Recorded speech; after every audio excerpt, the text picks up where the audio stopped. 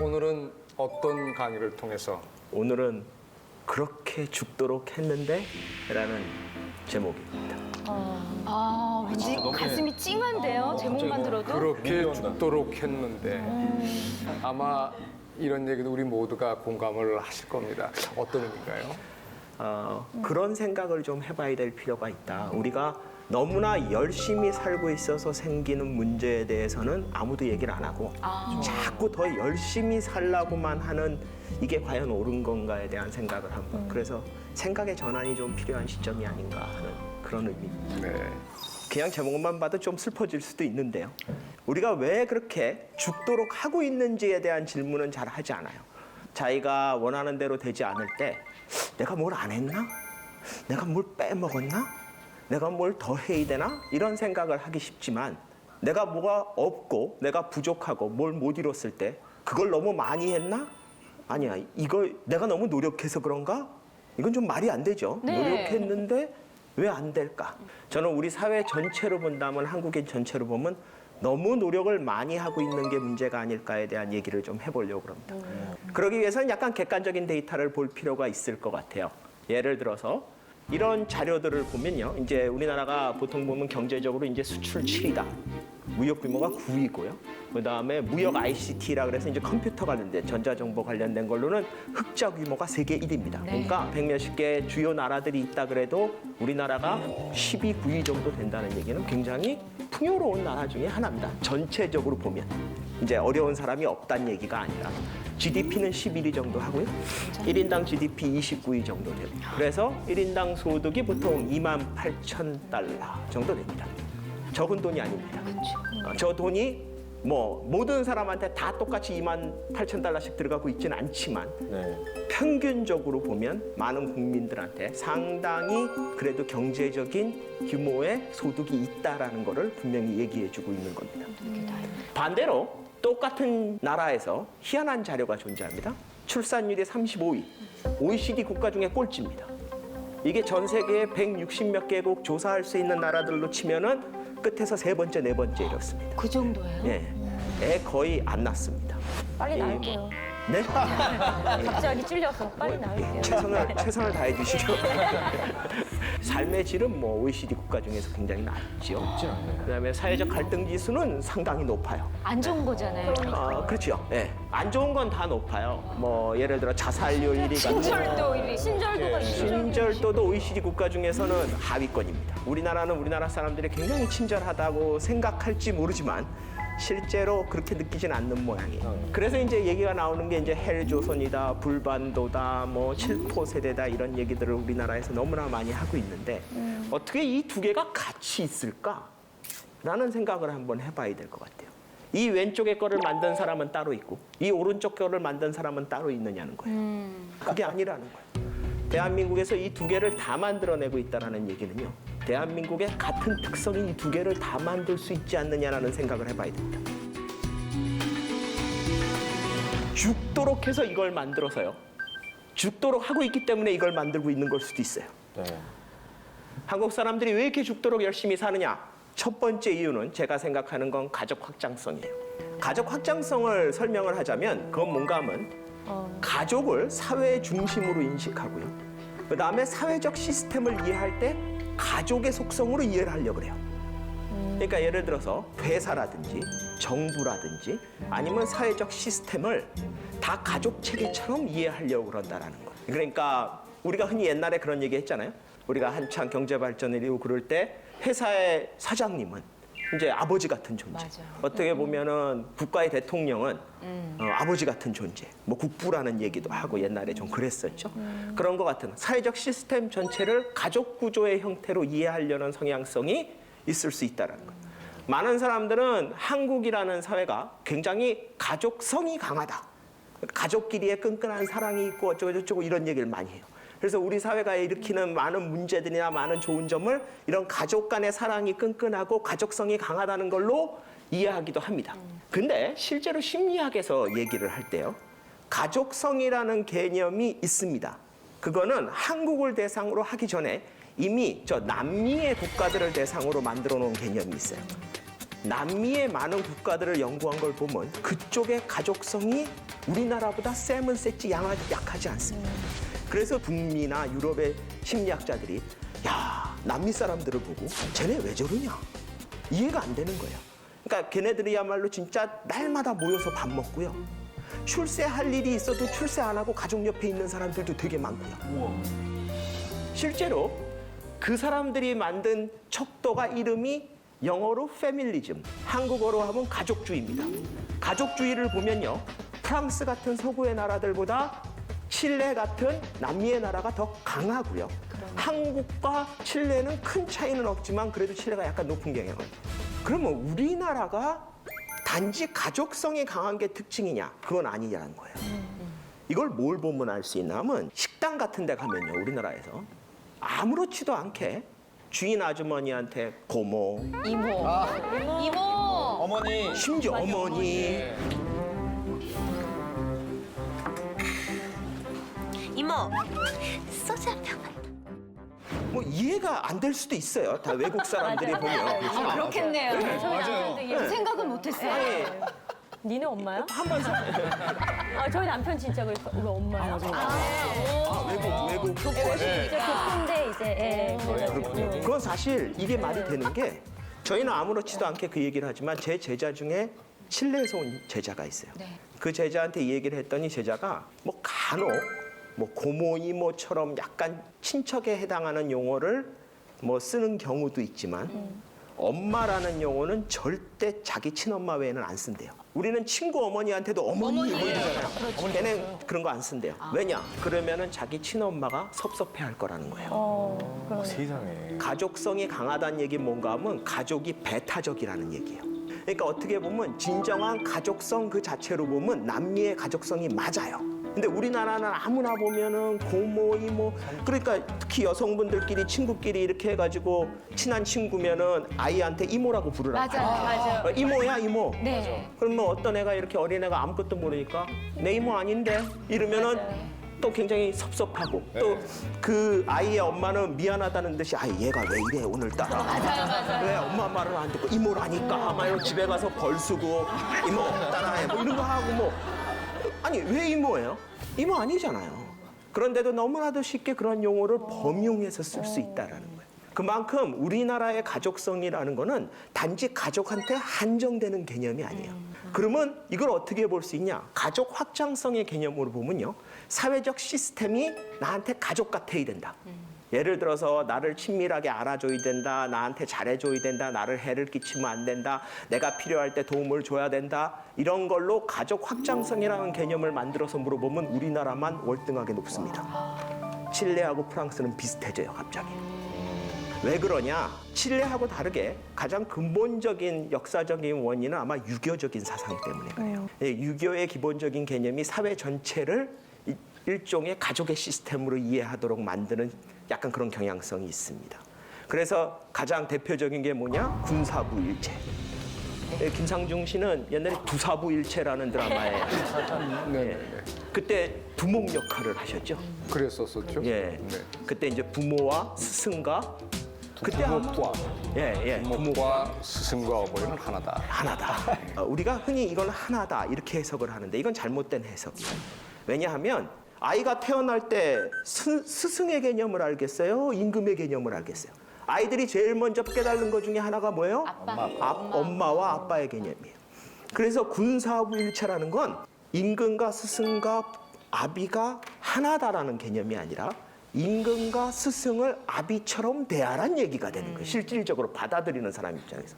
이런 개념이라는 게 결국 우리 사회 전체에서 역사적으로 보면은 국가나 사회나 어떤 회사나 이런 모든 사회적 시스템이 이런 가족의 시스템으로 이해하기 굉장히 좋게 만들어져 있다는 거예요. 그래서 우리나라에서 간혹 가다가 군대 같은 데서 사고가 납니다. 뭐 폭발 사고도 나고 총기 사고도 나고 때로는 자살도 하고. 근데 우리 사회가 군대에서 무슨 사고가 나면 굉장히 격하게 반응합니다. 왜냐하면 군대에 물론 의무긴 하지만 2년 동안 의무로 그냥 가 있는 직업이 아니에요. 일종의 큰아버지한테 맡긴 거예요. 근데 사고가 나면 어떻게 돼요? 큰아버지 집에 맡겼을 때 사고가 나면 모르는데 맡긴 거하고 또 달라요. 여러분들 생각해 보세요. 조카를 큰아버지가 맡고 있었어요. 근데 우연히 조카가 사고를 당했어요. 그러면 장례식장 같은데 큰아버지가 나타나서 뭐라고 얘기해야 돼요? 내가 죽일 놈이다. 만약에 그렇게 안 하고 이건 말이야 우리 잘잘못을 한번 따져보자. 나는 몰랐어. 걔가 그러다 그냥 그런 거야. 그러니까 나한테 뭐라 그래. 안타까운 일이지. 뭐 이렇게 얘기하면 여러분들 그때부터 의심하기 시작해요. 뭔가 큰아버지가 뭘 한 것 같은데 이러기 시작하는 거예요. 큰아버지는 어떻게 해야 돼요? 나타나자마자 내가 죽일 놈이다. 내가 죽었어야 되는데 날 죽여라. 막 그래. 왜냐? 큰아버지잖아요. 큰아버지는 조카가 죽었는데 와가지고 잘잘못 따지고 내 잘못 없다 이딴 얘기하면 안 돼요. 자기 잘못을 그렇게 시비를 가릴 만한 입장이 아닌 거예요. 우리가 그렇게 받아들이질 않아요. 우리가 정부에 맡길 때는요. 이게 잘됐다 잘못됐다가 아니에요. 제가 가끔가다 그런 얘기를 들어요. 그렇게 국가나 이런 데서 군대를 가거나 해서 사고가 났을 때 거기에 슬퍼하고 하는 거에 동참하는 사람들도 있고 어떤 사람들은 그걸 비난하기도 해요. 왜냐하면 왜 너 저거 좀 비이성적인 거 아니냐, 비합리적이지 않냐, 왜 이렇게 떼쓰고 자빠지고 그러냐. 근데 그거는 잘되고 잘못된 게 아니에요. 많은 리더들이 그런 얘기를 하는 경향이 있는데 절대 그렇게 얘기하면 안 되는 게 우리 한국 사람들이 그런 가족 확장성이 없었다면 그 사람들은 리더로 뽑히지도 않았어요. 대한민국의 수많은 리더들이 누리고 있는 거는요, 사실 서양에 있는 리더들이 누리는 것보다 많아요. 왠지 아세요? 물질적으로 많은 거를 떠나서 정신적으로 굉장히 많이 느껴요. 근데 그 느끼는 걸 왜 누릴 수 있냐? 바로 한국 사람들이 가족 확장성이 있기 때문에 그래요. 자기가 누릴 때는 그거 다 누리고 가족 확장성 때문에 국가나 리더한테 나를 책임져주고 왜 이렇게 하냐고 얘기하는 국민들한테 잘못됐다고 얘기하면 그건 화장실 들어갈 때 하고 나올 때 하고 마음이 다른 거예요. 그래서 가족 확장성이라는 것 자체는 잘못된 게 아니에요. 어떻게 보면 이것 때문에 대한민국이 이만큼 발전한 거예요. 생각해 보세요. 여러분 가족에 대한 일이라 그러면은 더 열심히 하겠어요? 아니면 여러분의 가족이 아니라 상관없는 사람의 일이라 그러면 더 열심히 하겠어요? 가족이라고 당연하죠. 생각하면 열심히. 대한민국 사람들이 전쟁이 끝나고 폐허 속에서 아무것도 없는데 죽을 힘을 다해서 사람들이 일을 할 수 있었던 이유는 뭔지 아세요? 이 회사, 이 나라 전체가 내 가족이에요. 이게 나한테 이득이 되건 안 되건 상관없었어요. 그냥 일해야지 내 가족도 먹여 살리고 내 회사도 살리고 내 나라도 살린다는 생각에서 죽으라고 달릴 수 있는 거예요. 많은 사람들이 그렇죠? 기업하는 사람들이 기업 회장이나 이런 분들이 와가지고 직원들한테 이런 말을 해요. 내 거다 생각하고 주인의식. 회사 일을 주인의식을 가지고 뭐 주식이나 좀 주면서 그런 얘기를 하면 맞아요. 말이 돼. 왜냐면 내가 회장 시켜주면 내 거지요. 그럼요. 근데 나 회장도 안 시켜주고 난 대리인데 무슨 내 거야 이게. 안 그래요? 내 책상도 내 게 아니구만 지금. 맞아. 우리나라 사회가 지난 몇십 년간 유례 없는 경제 발전이 꽁으로 일어난 게 아니에요. 온 국민들이 열심히 했어요. 뭐냐?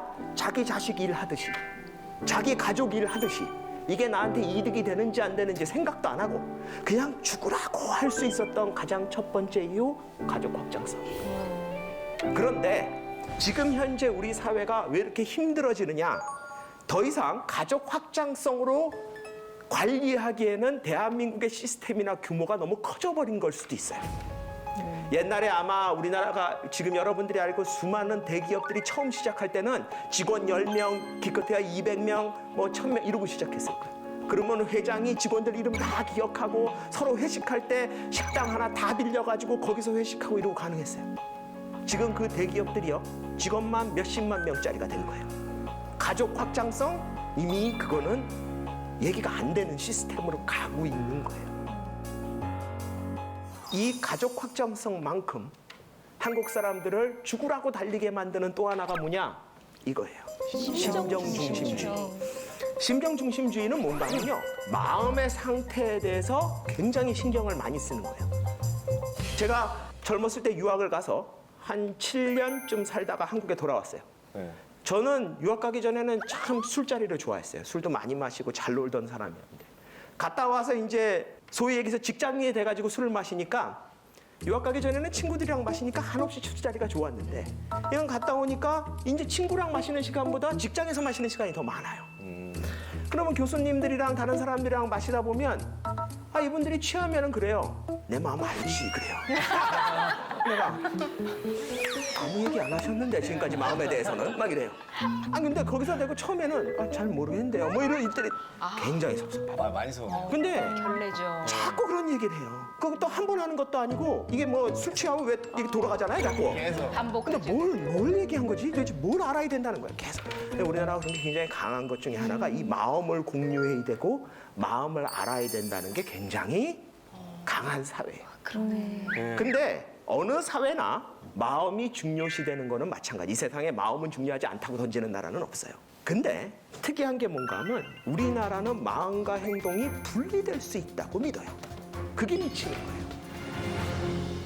여러분들 서양에서 중요한 이론 중에 하나는 뭔가 하면 개념 중에 하나는 일관성입니다. 그러니까 네가 저걸 좋아하면 좋아하는 행동을 하면 돼요. 네가 저걸 싫어하면 싫어하는 행동을 하면 돼요. 그 일관성이 굉장히 중요한데 우리나라 사람들은요. 그 일관성이 잘 안 드러나요. 아, 너무 힘들어요. 네, 그게 굉장히 달라요. 왜냐? 마음과 행동이 별로 일치하지 않는다고 생각을 해요. 그래도 된다고 믿어요. 근데 나한테 잘해줄 때 그냥 나한테 행동을 잘해주면 좋다고 받으면 되는데 꼭 따져요. 진심은? 맞아. 의도적으로 잘해준다. 네. 그것까지는 그대로 넘어간다고 치고 더 웃긴 건 나한테 못 해주는데 또 진심이 그게 아니라면 넘어가요. 그 가장 대표적인 게 뭔가 하면 이거예요. 욕쟁이. 여기 황재성 씨도 그 뭐 어디 TV에서 요새 욕쟁이 할머니 역할 하시지 않나요? 그렇지. 얼마 전까지 했었지. 욕하면 좀 기분이 좋아지세요? 그렇지. 아주 사이다 같은 썰이라고나 할까? 겁나게 기분이 좋아져.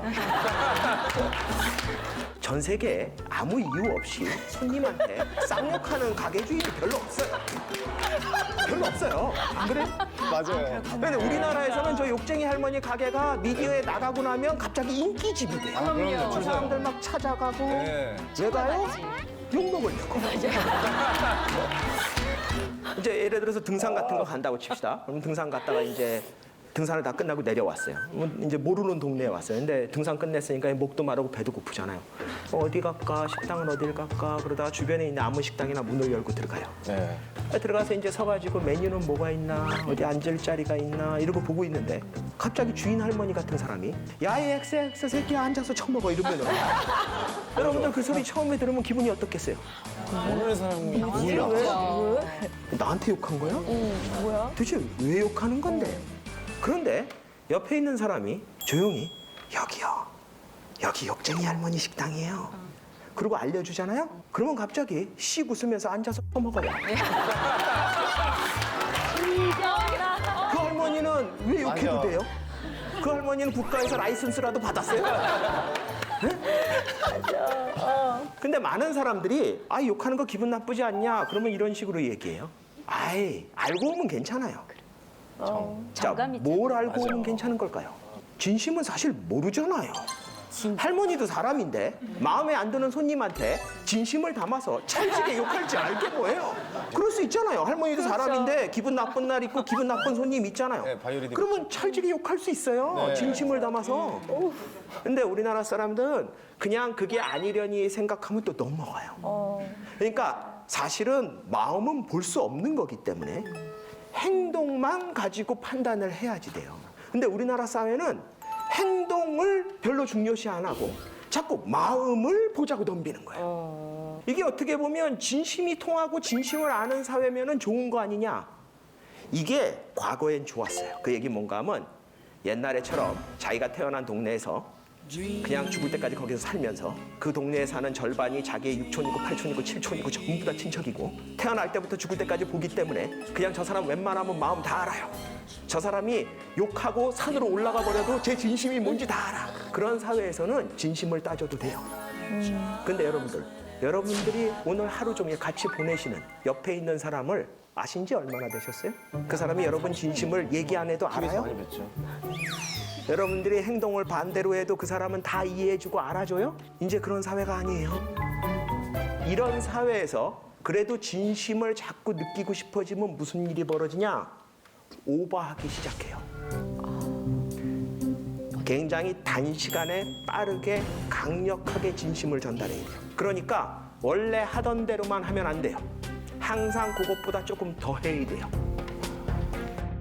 여러분들 생각해 보세요. 여러분들이 사회생활 하는데 누가 여러분한테 뭘 해주는데 그 사람이 딱 업무상 역할상 딱 해야 될 정도까지 딱 하면 진심이 느껴져요? 아니요. 절대 안 느껴지죠. 정 없어 보여요. 네, 그렇죠. 없다 그래요. 인간미 없어. 네. 진심이 느껴질 때는 언제냐? 내가 아예 괜찮아 하지 마. 그런데 쓱 할 때. 다 챙겨주거나. 그렇죠. 안 와도 된다니까. 근데 쓱 놓고. 맞아. 예를 들어서 여러분들이 무슨 회사의 부장 정도 되는데 네. 직원들이랑 회식을 해요. 부하 직원들이랑 좋은 일이 있어서 회식을 해서 이제 좀 취했어요. 뭐 필름이 끊기거나 쓰러진 건 아니에요. 조금 비틀거리긴 해도 뭐 택시 잡아서 집에 가면 돼요. 근데 부하 직원들이 이제 헤어질 때 돼가지고 와서 부장님 댁에 모셔다 드릴까요? 그랬더니 여러분은 쿨한 부장이니까 아 됐어. 아니야. 내가 알아서 집에 가면 되지. 뭐 택시 타고 가면 돼. 그랬더니 부하 직원들이 그럼 살펴가십시오. 빈정상합니다. 서운하죠. 서운하죠. 생각을 해보세요. 완전히 필름이 끊겨서 술에 취해가지고 길바닥에 쓰러져 있다. 이건 상사라서 데려주는 게 아니라 인본주의적 차원에서 데려다 주는 거예요. 그게 맞는 거예요. 인간이라면 데려다 줘야 돼요. 인본주의죠. 근데 여러분들이 혼자서 택시 타고 집에 갈 정도만 되면 데려다 줄 필요 없어요.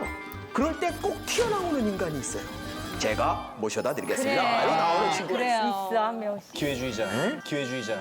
그걸 또 왜 기회냐? 진심이 나왔는데 뭐 기회주의. 저는 그런 사람 싫어하고 나는 그런 사람 진짜 싫어한다. 나는 단물만 쏙 빼먹는 마음 거 아니고 알겠어요, 마음 개똥 같은 놈들. 이제 그 친구가 이제 집에 데려다 주잖아요. 집에 가는 길에 술이 좀 깨요. 그리고 이제 이 친구 또 집에 혼자 갈 생각하니까 미안하잖아요. 그러면 이제 우리 딱 한 잔만 더 할까? 이러고 집 앞에서 술 한 잔 더 하는 거야. 그걸 한 잔만 마시고 끝낸 적 대한민국 사람 아무도 없어요. 아, 정 없죠, 정 없어요. 보통 2시, 3시까지 마시고 다음날 출근을 하면 일은 누가 해요? 어저께 나 버리고 간 그 싸가지 없는 놈이 다 해요. 나랑 같이 새벽 2시, 3시까지 마신 친구는요. 화장실 변기통 붙잡고 앉느라고 일 못합니다. 연말 돼가지고 인사고가를 매겨야 되는데 사람이 바보가 아닌 한은 바로 저겁니다. 알아요. 그 싸가지 없는 애가 일 많이 한 거. 그래, 얘가 일은 깔끔하게 해. 일 잘해. 하지마. 야, 이것도 얘가 한 거 맞지. 근데 마음은 얘한테 느꼈어요. 아, 진짜 더러운 세상. 진심을 따지기 시작하면요, 이런 일이 벌어집니다. 근데 우리나라 사회가 그래서 지금 굉장히 피곤한 거예요. 그런 거 같아. 우리나라에서 제일 심각한 게 뭐냐? 고객들을 대할 때 점원이나 이런 사람들이 한도 끝도 없이 시달린다는 거예요. 대표적인 게 뭐예요? 이해가 안 돼. 뭐 이런 거예요. 고객님 사랑합니다. 통신사 같은 데 전화 걸면 막 저래요. 그래서 제가 한번 물어봤어요. 노동자들 아닙니까? 진짜로? 아니 내 목소리 들은 지 30초뿐이 안 됐는데 안 사랑하잖아. 외국 같은 데서 고객이 전화했는데 상담원이 I love you 이러면 이건 난리 나요. 진짜 이거 알려면 진짜 조금 이상할 것 같네요. 이상하다, 진짜. 한 번도 들어본 적 없어요. 수 있는 거지. 다 알아요. 서로 사랑하지 않는다는 거. 네. 근데 저런 말을 아무렇지도 않게 하고 당연하다고 받아들여요. 그러니까 어떤 일이 벌어져요? 감정 노동이 일어나는 거예요. 우리 사회가 자꾸 점원들한테 고객을 진심으로 대하라 그래요. 뭘 고객을 진심으로 대해? 맞아. 언제 봤다고? 근데 자꾸 우리 사회가 그걸 요구하면 어떤 일이 벌어지냐? 이런 일이 벌어져요. 행복드리는 상담사입니다. 무엇을 도와드릴까요? 네? 네, 여보세요? 여보세요? 여기 플러스인데요, 고객님. 네? 플러스요, 고객님. 불러서요? 플러스요, 고객님. 목욕탕? 아, 목욕탕이 아니고요, 고객님. 목욕센터예요. 목욕센터에 불렀다고요? 목욕탕이 불난 게 아니고요, 고객님. 플러스라고요, 고객님. 목욕지가 불렀다고? 우리가 불난 게 아니고요, 고객님. 플러스라고요. 알았어요. 아, 예, 알겠습니다, 고객님. 야, 진짜 힘드셨겠다. 저걸 왜 끝까지 듣고 있어요? 고객한테 진심으로 대하라 그러니까 저 상담원이 언제 끊어야 될지를 모르겠는 거예요. 여러분들 우리나라에서 전화 상담원들 중에 1년에 손님한테 쌍욕 듣는 사람이 50%가 넘는다고요. 네? 그런데 왜 못 끊어요? 언제 끊어야 되는지 매뉴얼이 없어요. 내려오는 내용이 뭐냐? 고객을 진심으로 대하래요. 그러니까 각자 판단하는 거예요. 어디까지 하면 될까? 이 정도 들어줘야 될까? 여기까지 해야 될까? 이걸 각자 알아서 하다 보면 무슨 일이 생기냐? 나중에 가면 고객이 그래요. 쟤는 된다는데 너는 왜 안 된다 그래? 비교하는구나. 근데 실제로 그런 일이 많아요. 있어요. 네. 많아요. 끝도 없이 요구하는 거예요. 그걸 끝도 없이 해줘야 되는 거예요. 왜냐? 저놈의 진심을 다한다는 것 때문에. 이 진심을 다한다는 거에 가장 핵심 개념이 뭐냐? 이겁니다, 여러분들. 인고의 착각. 인고의 착각이 뭐냐 하면요. 내가 지금 뭔가를 열심히 하느라고 고통받고 힘들고 어려운 시간을 보내고 있으면 나중에 보상받을 거라는 착각이에요. 자, 이게 왜 착각이냐? 내가 지금 열심히 고통받고 뭔가 하느라고 어려운 시간을 보내고 있으면 나중에 잘 돼야지. 여러분들. 전 세계에서 성공한 사람들 인터뷰를 해보면요. 대부분은요. 젊었을 때 다 고생했어요. 내가 이걸 하기 위해서 밤잠도 한다고 뭐 망하고 뭐하고 뭐 고생 다 했다 그래요. 근데 그 성공한 사람이 고생할 때 같이 고생한 사람이 전국에 1000만 명 정도 돼요. 그중에서 몇 명만 성공했을까요? 맞아. 고생한다는 것 자체, 어려운 시간을 보내고 있다는 것 자체는 성공의 요인이 아니에요. 그 고통의 내용이 중요한 거예요. 이 인고의 착각을 가장 잘 설명하려면요. 제 아내 얘기를 좀 해야 되는데. 여기 혹시 제 아내 아시는 분 계시나요? 없으시죠? 그럼 제가 제 아내 얘기를 좀 할게요. 제 아내가 인고의 화신입니다. 제가 교수인데요. 1년 중에 교수가 제일 좋아하는 시간이 언제일까요? 방학이요. 그렇죠.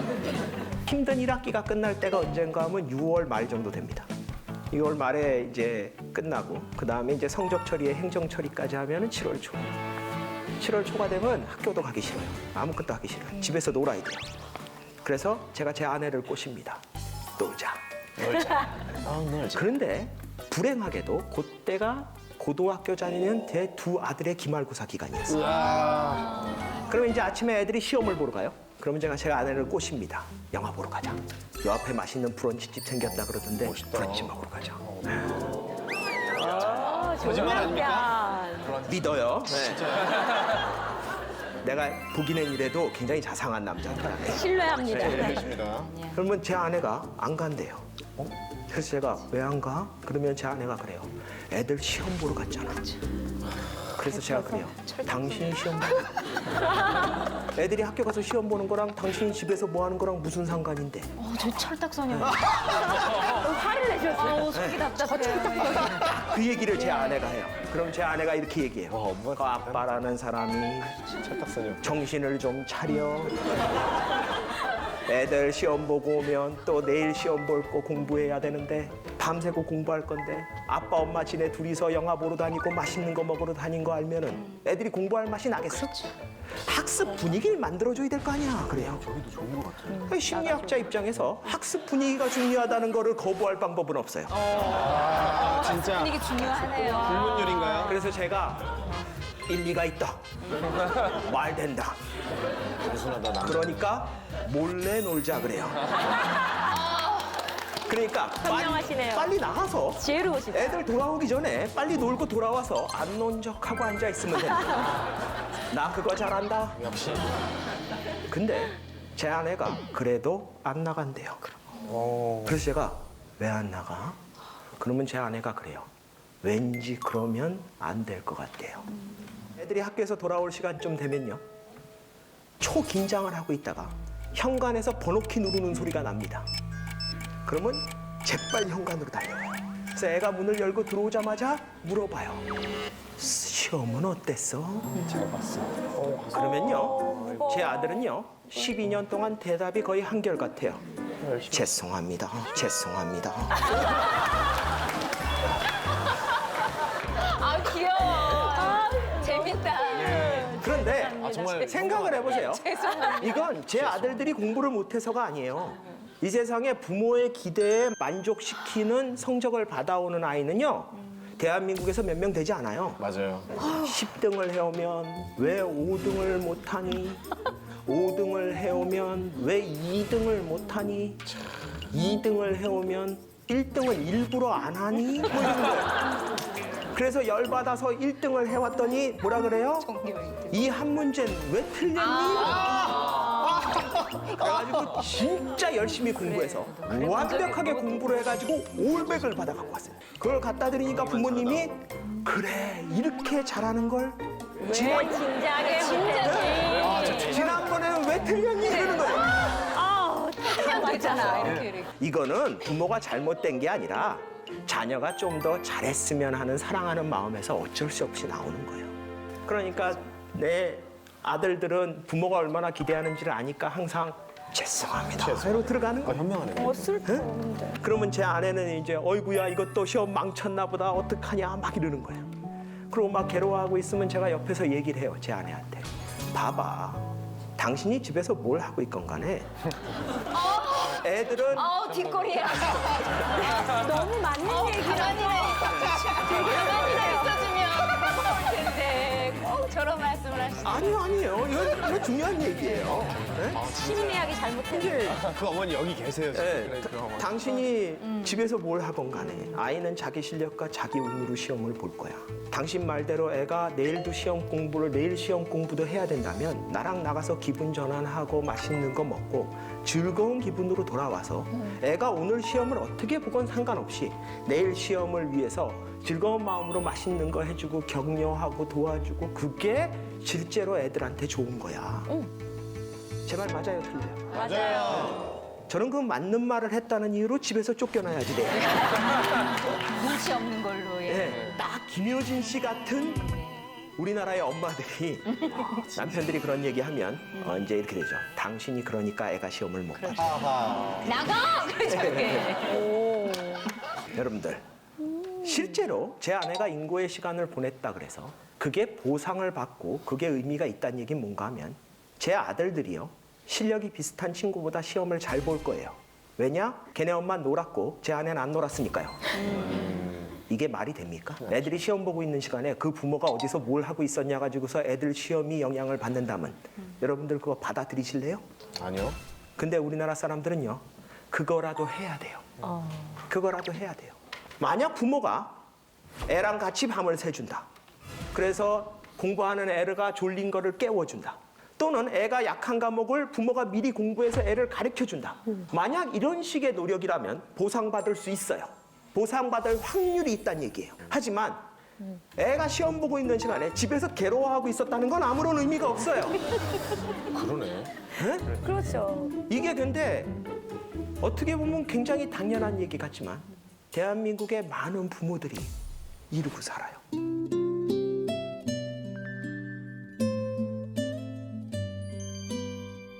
아마 여기 계신 분들 부모님들도 여러분을 그렇게 키우셨을 거예요. 이게 이득이 되느냐 안 되느냐, 이게 보상을 받을 수 있느냐 없느냐를 따지면서 최선을 다한다는 거는 우리나라 정서에 맞지 않아요. 왜냐? 진심이 통하야 돼요. 하늘이 내 진심을 알아줄 때까지 하는 거예요. 다 노력을 강조하기는 합니다.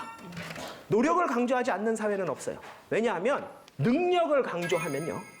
능력이 없는 사람은 할 게 없어요. 만약 애가 시험을 잘 봐왔는데 너는 원래 시험을 잘 봐서 원래 머리가 좋아. 너는 시험을 잘 볼 수밖에 없어. 그러면은 그 아이가 다음에 할 게 없잖아요. 원래 잘 볼 거라는데 뭐. 만약에 시험을 못 봐왔는데 넌 머리가 똘이라서 해도 안 돼. 이러면 다음 시험에도 할 게 없어요. 과제의 특성에다 귀인을 한다고 한번 생각을 해보죠. 과제의 특성에다 기인하는 게 어떤 건가 하면 엄마가 시험을 잘 봤냐고 물어보기도 전에 시험 보고 온 아이가 가방을 집어 던지면서 선생이 미쳤나 봐 이러고 시작하는 게 이제 과제의 특성이에요. 여러분들도 경험해 본 적 있죠? 네.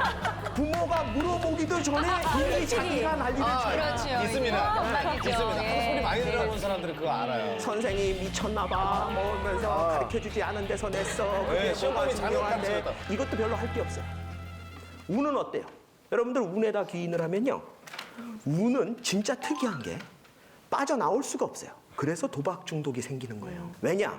운이라는 게 특징이 뭔가 하면 외부적인 겁니다. 내 잘못은 아니에요. 근데 uncontrollable. 내가 어떻게 해볼 수도 없어요. 통제할 수도 없어요. unstable. 계속 바뀌어요. 그러니까 이 운에다 기인을 한다는 거는요. 내가 계속 해보는 수밖에 없어요. 이길 때까지. 여러분들이 가위바위보 해가지고 지면 그 다음에 외치는 게 뭐예요? 삼세판이에요. 더 하면 이길 것 같은 거예요.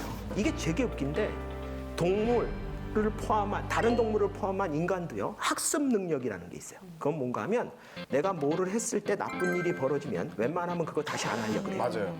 내가 뭘 했을 때 좋은 일이 벌어지면 그거 다시 하려고 합니다. 네. 이건 간단한 논리예요. 이 모든 인간은 그걸 갖고 있는데 유일하게 거기서 벗어나는 게 도박이에요. 그러니까 도박에 가서 대부분 돈을 잃으면 그 다음에 안 한다는 생각이 들어야 되는데 저건 운에 의해서 도는 거니까 내가 지금 잃고 있다는 얘기는 뭐예요? 다분판엔 딴다는 얘기가 되는 거예요. 이런 착각이 일어나니까 도박에서 못 나와요. 사람들이 할 것도 없어요. 여러분들이 가위바위보 할 때 뭐 할 거예요? 뭐 이런 거 해봐야 뭐가 나와요 거기. 사실 아무것도 안 보여요. 그런 여러분은 할 게 아무것도 없는데 빠져나가지도 못하는 거예요. 그래서 모든 사회는 어떤 일이 벌어졌을 때 노력에다 귀인하는 걸 좋아합니다. 그래야지 할 게 생겨요. 안 그래요? 다른 것보다. 그래서 모든 부모들이 자식이 시험을 봐오면 그 앞에다 놓고 이런 얘기를 하는 거예요. 너는 나를 닮아서 머리는 좋은데 노력을 안 도대체 해. 노력을 누굴 닮아서 노력을 안 하니? 거기 두 사람뿐이 없잖아요. 그렇죠? 그 사람 거기서부터 이제 찾으라고. 애 성적표 가지고 부부싸움이 시작되는 거예요. 이제 빈정상하기 시작하고. 그러니까 노력에다 귀인을 해야지 그 자식이 다음에 뭐라도 할 게 있으니까 모든 사회는 그 사회 구성원과 자식들이나 모든 사람들한테 자꾸 노력에다 귀인하게 하죠. 근데 노력에다가만 귀인을 하면 무슨 일이 벌어지냐? 이런 일이 벌어져요. 제가 이거 직접 강화도 전등사에 가서 찍은 건데요. 오늘 기원합니다. 이거 뭐 여러분들 절뿐만이 아니에요. 교회, 성당, 뭐 하여튼 종교 비슷한 거 전부 다에 가면 전부 다 저런 것들 있죠. 네, 기와 종 등 거기다 뭐 비는 거 씁니다. 그 중에 제일 많은 것 중에 하나가 뭐예요? 대학 합격. 합격. 저거 쓴다고 붙을까요? 전혀. 저거 쓴다고 붙어요? 아니에요. 여러분들 이런 걸 뭐라고 부르나 하면 착각적 통제감이라고 불러요. 사람들은 자기가 통제할 수 없는 걸 그냥 통제할 수 없다고 내버려두면 불안해서 못 살아요. 그러니까 통제할 수 없는 것도 마치 자기가 통제할 수 있는 것처럼 믿고 싶어져요. 그래서 사람들이 내가 지금 고생하고 힘들고 어려운 시간을 보내고 있으면 나중에 보상받을 거라고 믿어요. 지금 이러고 있는 거에 가장 대표적인 자료가 뭔가 하면 이거예요. 여러분들 대학 진학률이 75%였다가 그나마 조금 줄어서 지금 70%예요. 여러분들 우리나라 산업 구조상 대학 졸업장이 필요한 직장이 몇 프로쯤 될 것 같습니까? 지금요? 30%? 네, 지금? 한 30%. 30% 정도? 많아야 40%를 안 넘어요. 그런가요? 네. 왜냐하면 우리가 주변에 있는 수많은 직업들 중에 저 직업이 대학 졸업장이 있어야지 할 수 있는 걸까 생각해 보면 없는 게 더 많아요. 근데 청년의 70%는 대학을 가는데 그들이 취업할 자리는 40%가 안 된다. 이 얘기는 뭔가 하면 대학에 가고 있는 젊은이의 절반은 본저 찾긴 글렀다는 얘기예요. 이건 구조적인 문제예요. 이게 누가 뭘 잘못해서가 아니라 대학 졸업장을 가지는 애들이 70%고 대학 졸업장이 필요한 직장이 40%가 안 되는 나라에서 이 문제를 어떻게 해결을 합니까? 그런데 왜 다 이 대학에 가고 있어요? 왜 이 대학에 남들이 가고 있으니까? 여러분들 지금 대학 가가지고 본점 찾을 수 있는 사람이 절반뿐이 안 된다는 얘기를 사회에서 잘 안 해요. 자꾸 그 본전을 찾아주겠다는 얘기만 해요. 그럼 어떻게 찾아줄 건데요? 5년 안에 우리나라 산업 구조를 바꿔서 대학 졸업장이 필요한 직장을 70%로 늘립니까? 아니요. 이게 해결이 됩니까? 안 돼요. 이거 안 되는 거예요. 그런데도 불구하고 사람들한테 자꾸 달리라 그러는 거예요. 그 부모들이 자녀를 그냥 심심해서 돈이 남아 돌아서 보내는 게 아니라 먹고 싶은 거 안 먹고 입고 싶은 거 안 입고 사고 싶은 거 안 사고 없는 돈에 쪼개고 교육시켜서 보내고 있는데 그걸 그냥 한번 보내보라고 그래요? 왜냐? 그냥 가던 거니까? 저는 우리 사회가 가난이 대물리되는 원리가 여러 가지가 있고 이유가 많다고 생각하지만 저는 기본적으로 심리학자로서 생각하는 얘기를 한번 해볼게요. 제가 아들이 둘인데요. 첫째 아들을 대한민국에서 그냥 일반적으로 부모들이 교육시키듯이 시킨다고 생각을 해요. 일반적이라 그러면은 그게 뭔가 하면 교육비를 한 2억 정도 쓰는 거예요. 여러분들 우리나라에서 교육비가 평균 전체 평균이 1억 7천만 원 얼마 나오니까요. 몇 년? 좀 먹고 살면 아니 그러니까 대학 졸업할 때까지. 네. 2억 정도라고 보시면 돼요. 맞아요. 일반적으로. 그 이제 평균이에요. 그러니까 네. 많이 쓰는 사람은 훨씬 더 많이 쓰겠죠. 자, 2억을 들여서 애가 따라만 준다면 소위 얘기해서 좋은 고등학교 보내고 학원 보내고 뭐 하고 뭐 대학교에만 갈 수만 있다면 좋은 대학교에 보내고 가서 또 열심히 공부하고 요새는 어학연수까지 해야 된다. 어학연수 갔다 오고 취직한다고 또 해가지고 운이 좋아서 TVN 같은 데 좋은 데 취직했다고 치죠. 그러고 나서 또 돈이 철철 남아서 한 2억 7천만 원 들여서 결혼까지 시키는 거예요. 그러면은 뭐 한 사람당 한 5억 최소한. 자식이 둘이면 10억짜리입니다.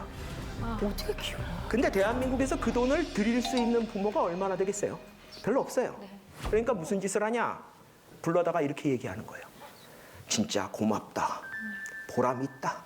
네가 이렇게 좋은 데 취직하고 네 밥벌이하고 네 학교를 가는 거 보니까 너무너무 고맙다. 그런데 여기까지다. 너 이제 네 살 거 네가 살아라. 네 동생도 있고 엄마 아빠 노후도 있으니까 이제부터는 네가 월급 벌어서 네가 장가가고 네가 집 마련하고 그러면서 살아. 자, 이 얘기가 틀린 얘기예요? 맞아요. 네. 자, 그래서 이제 큰아들은 그렇게 갔고요. 근데 둘째 아들이요, 싹수가 노래요. 얘 뭐 어렸을 때부터 얘는 아니라는 느낌이 확 들어요. 그러니까 이제 공부 안 시킵니다. 이제 뭐 그냥 1년에 한 번씩 그냥 축구공을 하고 뭐 축구 하나씩 사주면서 건강하게 나쁜 일 하지 말고 잘 커라 이러고. 뭐 가끔 가다가 그래도 둘째 애도 친구들을 보니까 나도 학원 갈래 뭐 이러면 행여 그런 생각하지 마라 이러면서 이제 그냥 그러면서 키워요. 근데 이제 부모가 그래도 현명해서 야, 네가 대학 가면 뭐하냐? 기술을 배워라. 그래서 한 돈 2천만 원 주면서 너 가서 어디 가서 좋은 기술 하나 배워와. 배웠어요. 배우고 왔다 그러는데 가만히 생각을 해보니까 큰애한테는 한 2억이 넘는 돈이 들어갔는데 둘째한테는 다 쳐봤더니 한 3천만 원 들어갔어요. 지금까지. 왜냐? 축구공하고 축구화 12컬레로 끝낸 거예요, 그냥. 이걸 참 어쩌나 좀 미안한 거예요. 그래서 둘째한테 야, 내가 너 너무 돈이 안 들어가서 미안한데 내가 포크레인 2대 사줄게. 포크레인 한 대가 1억이 좀 안 된다. 2대 사면 할인도 해줄 테니까 한 1억 7천이면 2대 살 겁니다. 그래서 둘째 아들은 한 포크레인은 자기가 몰고요. 한 포크레인은 세를 줍니다. 기사를 고용해서. 여러분들 대기업 직원으로 사는 거하고 자기 포크레인 한 대 가지고 한 대는 세 주고 사는 거하고 어느 쪽이 더 삶이 좋을 것 같으세요? 포크레인. 진짜. 누가 더 삶이 좋을지 모르지만 분명한 거는 어느 한쪽이 더 나을 것 같지도 않아요. 근데 우리나라 부모들은 대부분 다 큰아들처럼 키우고 싶어요. 최악은 뭔지 아세요? 자식을 돈을 2억을 들였는데요. 어학연수까지 보냈어요. 근데 취직이 안 돼요. 그러니까 이제 포크레인을 배워요. 진짜 요즘 많이 근데 문제는 포크레인 기사를 따고 왔는데 이제 포크레인을 사줄 돈이 없어요. 2억을 공부하느라고 써버렸잖아요.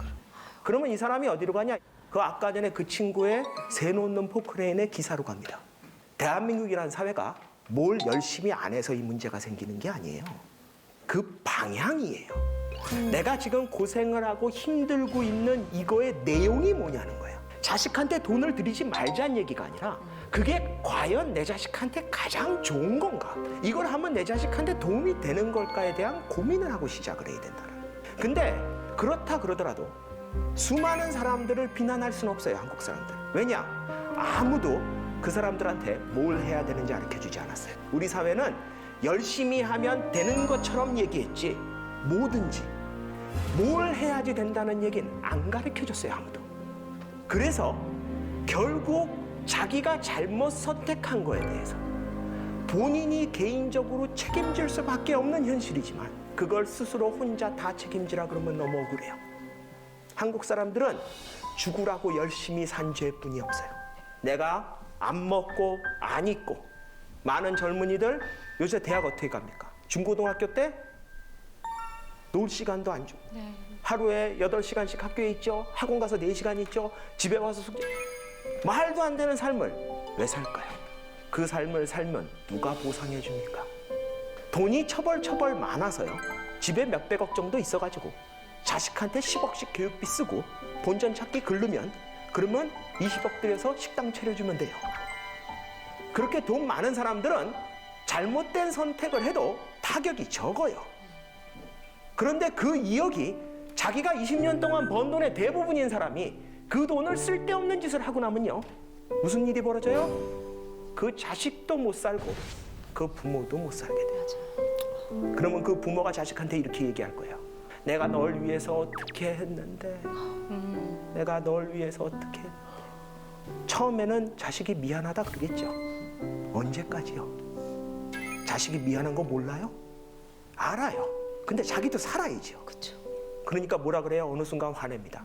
내가 그래서 공부 안 한다 그랬잖아. 내가 해달라 그랬어. 내가 그렇게 안 한다 그럴 때 내 말 왜 안 들어? 언제 엄마한테 그렇게 하라 그랬어? 언제 아빠 보고 나한테 그렇게 하라 그랬어? 우리 사회가 갖고 있는 이 세대 갈등과 사회 갈등의 가장 핵심에 뭐가 있는 줄 아세요? 바로 이 인고의 착각이에요. 그 얘기를 아무도 안 해주고 한 세대가 지나갔기에 세상에 변하는지를 몰랐어요. 그랬기에 지금 젊은이들과 그들의 부모들, 대표적인 게 지금 20대와 그 부모들인 50대입니다. 대한민국에서 가장 힘든 세대예요. 왜냐? 열심히 살라 그래서 열심히 살았는데 지금 와서 그게 아니었다 그래요. 그러니까 지금은 어떤 느낌이 들어요? 다 속은 것 같은 거예요. 왜냐? 아무도 나한테 그 길이 잘못됐다고 얘기하지 않았거든요. 모든 사람이 글로 가야 된다고 얘기했거든요. 이건 사회의 책임이에요. 왜냐? 일개 개인이 다른 사회가 이쪽으로 가기였는데 자기 혼자 이쪽으로 갈 만큼 용기 있는 사람 별로 없어요. 그걸 개인한테 요구하면 안 돼요. 그렇기 때문에 사회의 리더와 사회의 지도층과 사회 시스템은 그 나라 국민들한테 계속 업데이트된 좋은 정보를 주면서 그게 아닐 겁니다. 그게 아닐 수도 있다. 저쪽에 더 길이 있다. 심지어 이쪽으로 가면 다 죽어요. 라는 얘기라도 해줘야 된다는 거예요. 근데 우리 사회가 지금까지 그 얘기를 했냐는 거예요. 그랬어요. 전부 다 달콤하고 듣기 좋은 소리로 된다. 다 될 수 있다. 다 될 수 있어요. 가능할까요?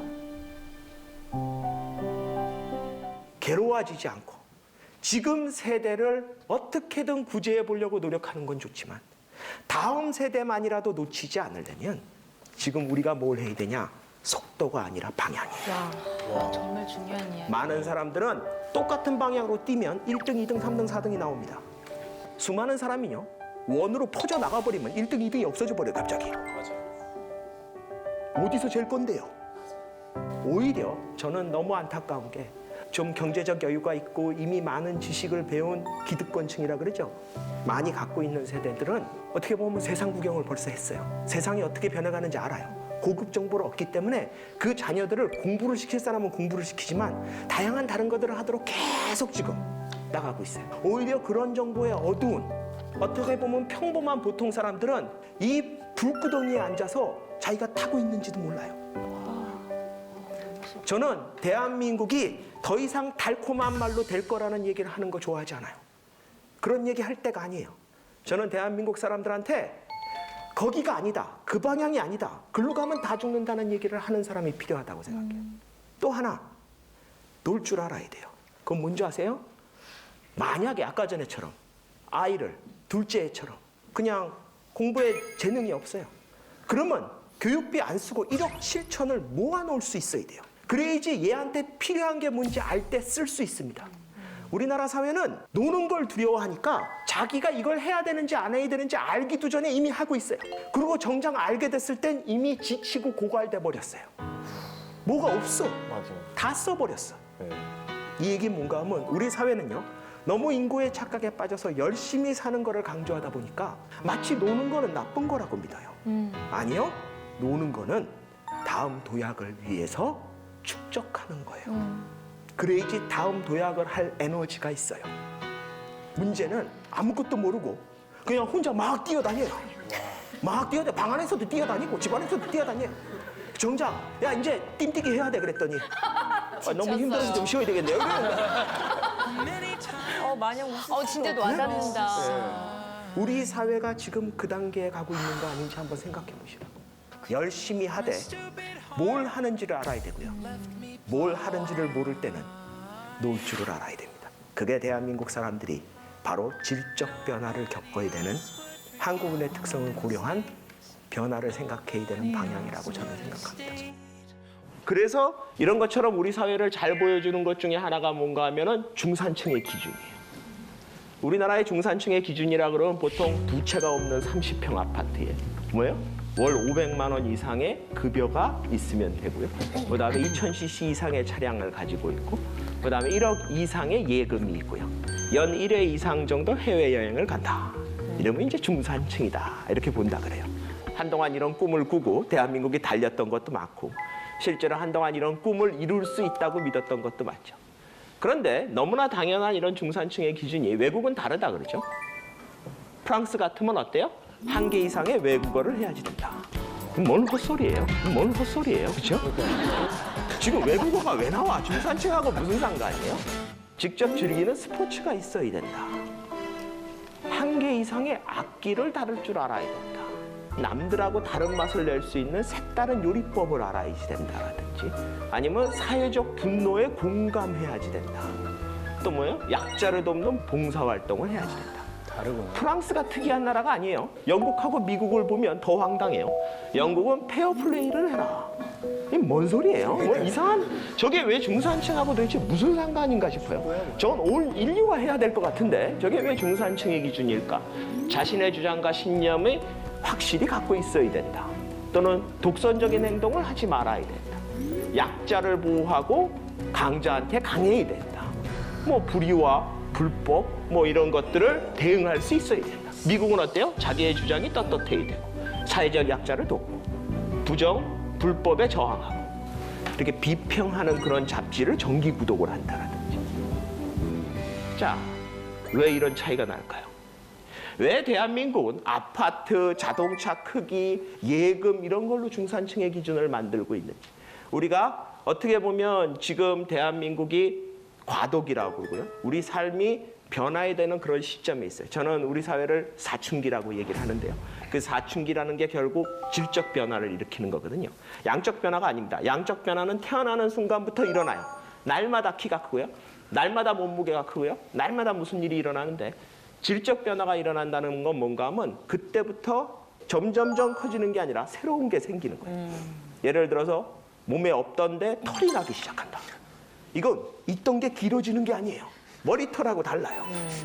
이건 새로운 변화예요. 그러면은 우리가 사춘기 전까지는 어떻게 보면은 살아봤던 원칙들이 사춘기 이후에는 다른 원칙을 가지고 살아가게 된다라는 거죠. 어떤 가치를 추구하면서 어떤 인생을 살아가야 되는지에 대해서 고민하고 있는 한국 사람들이 지금 그거를 결정하는, 변화시키는 시점에 있다. 이 시기에서 왜 우리가 과거에 이런 특성을 가지게 됐는지를 알아야지 그 다음에 우리가 앞으로 어떻게 살아갈 건지를 결정하게 될 거라는 거예요. 그래서 제가 복합유연성으로 시작을 하려고 그래요. 복합유연성은 뭔가 하면 심리적인 특성인데요. 양극적이고 어떤 직선적인 것을 잘 인식을 안 하고 모든 것을 순환적이고 복잡한 복합적인 관계로 인식하려고 그런다. 이렇게 생각하시면 돼요. 제가 이렇게 직선 위에 서 있다고 한번 생각을 해보세요. 직선 위에 서 있으면은 저보고 여러분들이 오른쪽으로 갈래, 왼쪽으로 갈래 물어보신다 그러면 제가 이렇게 고민을 하다가 오른쪽으로 갈래 한다라고 생각을 해보죠. 그래서 오른쪽으로 걸어가기 시작해요. 직선을 따라서. 오른쪽으로 걸어간다는 얘기는 뭐예요? 무조건 왼쪽에서 멀어진다는 거예요. 오른쪽으로 걸어가면서 왼쪽으로 가까워지는 방법은 없습니다. 왼쪽으로 가고 싶으면 여러분들은 돌아야 돼요. 그래서 반대쪽으로 걸어가는 수밖에 없습니다. 이게 직선적 사고예요, 일종의.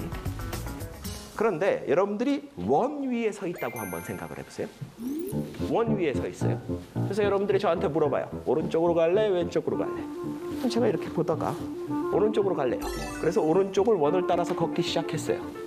자, 그러면 이건 왼쪽에서 멀어지는 걸까요? 왼쪽으로 걸어가고 있는 걸까요? 왼쪽으로 가고 있죠. 모르죠. 그렇죠? 네. 어느 시점까지 멀어지는 것 같은데 어느 시점에 가면 결국 만날 거라는 생각이에요. 이 얘기는 뭔가 하면 우리나라 사람들은요. 뭘 하나를 얻기 위해서 뭘 잃어버리고 이걸 하려면 저걸 해야 된다. 이런 걸 별로 좋아하지 않아요. 이게 복합 유연성이에요. 실제로 심리학 실험을 이제 조사 같은 거를 해보면요. 여러분들도 뭐 설문조사 이런 거 해봤죠. 무슨 제품에 대해서 어떻게 생각하냐, 요즘 뭐 정치인에 대해서 어떻게 생각하냐 이런 거 많이 물어보는 거 있을 텐데 보통 그런 거 물어볼 때 어떻게 물어보나 하면 이렇게 너 이 사람에 대해서 어떻게 생각하냐 그러면 좋다, 싫다. 아니면 여러분 스스로의 지금의 감정에 대해서 물어본다. 그러면 나는 슬프다, 기쁘다. 뭐 이런 식으로 만든 설문지를 많이 썼어요. 이걸 서구에서 하면요, 서구 사람들은 극단적인 데다가 답을 잘해요. 왜냐하면 자기는 기뻐. 그러면 슬프지 않다는 얘기예요. 기쁨의 반대말이 슬픔이라는 걸 잘 받아들여요. 그냥 좋아. 싫지 않다는 얘기예요. 그러니까 싫은 거에 반대말이 좋다는 걸 잘 받아들여요. 근데 이런 조사를 하면 한국인의 특징이 뭔가 하면 답이 가운데로 몰려요. 한국 사람들은. 뭐 좋기도 하고 뭐 싫기도 하고 또 너무 슬프다 보면 또 기쁜 것도 생각이 나고 뭐 이런 식으로 자꾸 대답을 하고. 그러니까 한쪽으로 하나를 버리고 한쪽으로 간다는 거에 별로 익숙하지 않아요. 뭘 얻기 위해서 뭘 잃어버린다는 인식을 잘 못해요. 대표적인 예가 뭔가 하면 이거예요. 눈물 젖은 깍두기. 여러분들 중에 눈물 젖은 깍두기 드셔보신 적 있으세요? 별로 없으실 텐데 저는 먹어봤어요. 그게 뭔가 하면 2015년에 제가 이제 연구년이었기 때문에 일본에 가서 있었습니다. 거기서 이제 혼자 이제 날마다 뭐 하나 사다 먹고 뭐 이러고 나가서 사 먹고 그러다 이제 지겨워서 이제 한국 음식점을 찾아 나서기를 시작했어요. 근데 이제 제가 있는 동네가 그렇게 번화가가 아니라서 한국 음식점이 없더라고요. 그래서 어쩌냐 이러면서 그 돌아다니다가 우연히 한 고깃집인데 한국 음식을 해요. 그러니까 몇 개의 메뉴가 있어요. 너무너무 반가운 거예요. 야, 거의 뭐 산삼을 캔 거예요. 그래가지고 우와 이러면서 들어가서 앉아가지고 메뉴를 봤는데 곰탕이 있어요. 야 너무너무 반가운 거예요. 그런가 하면 싸요. 한 6,500원 뿐이 안 해요. 환율도 좋았고 그래서 곰탕을 시켰어요. 그랬더니 처음에 이제 곰탕이 나오면서 갖고 오는데 한 요만한 새끼손가락 요만한 김치 3쪽을 줘요.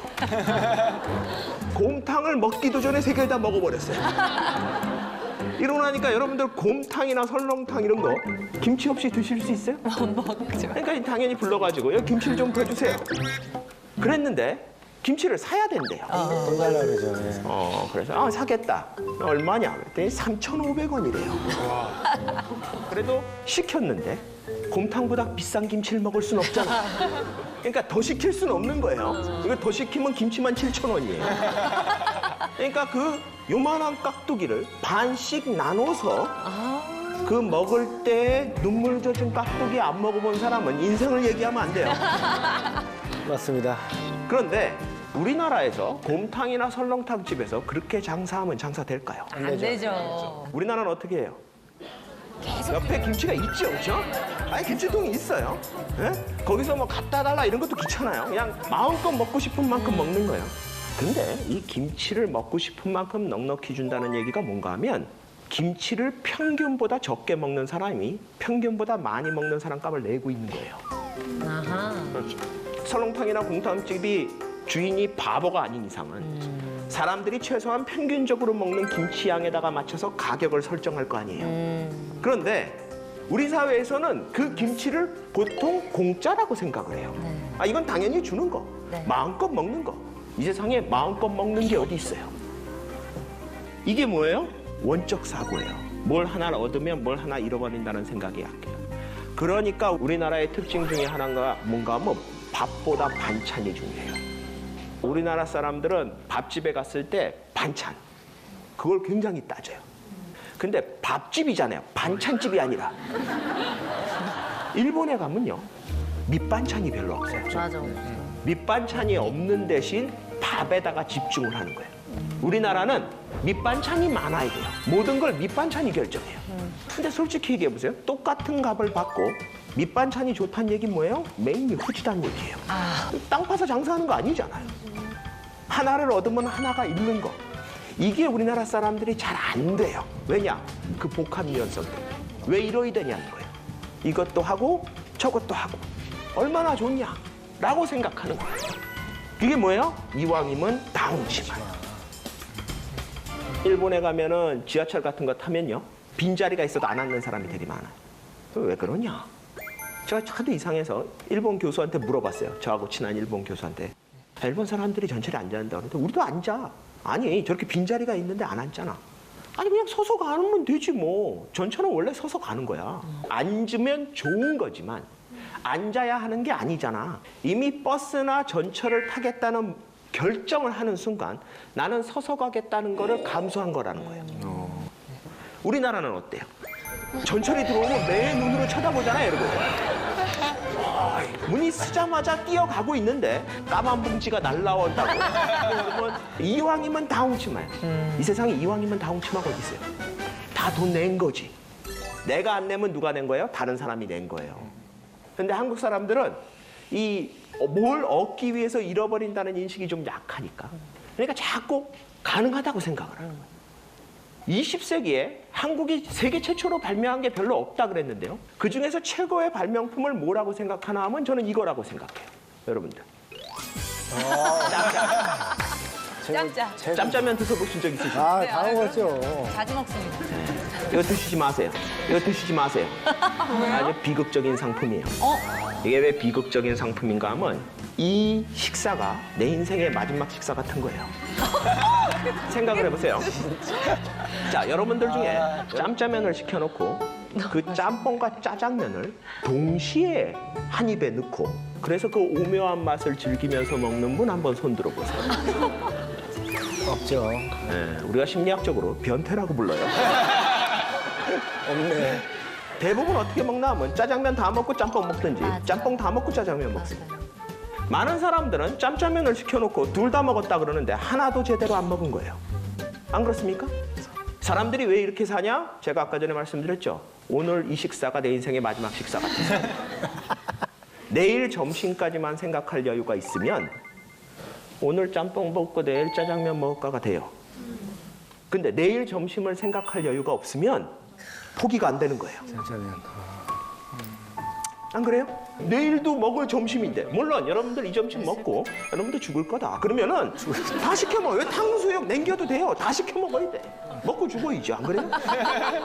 근데 그게 아니라 내일도 먹고 모레도 먹고 그 다음 날도 먹을 점심이면 이 오늘 짜장면 짬뽕 중에 하나를 버리지 못하는 이유가 뭐가 있어요? 그 중국집이 오늘 망할 것도 아닌데 한국 사람들이 오늘만 보고 사니까 지금만 보고 사니까 포기가 안 돼요. 왜냐? 특성이 복합 유연성을 가지고 있거든요.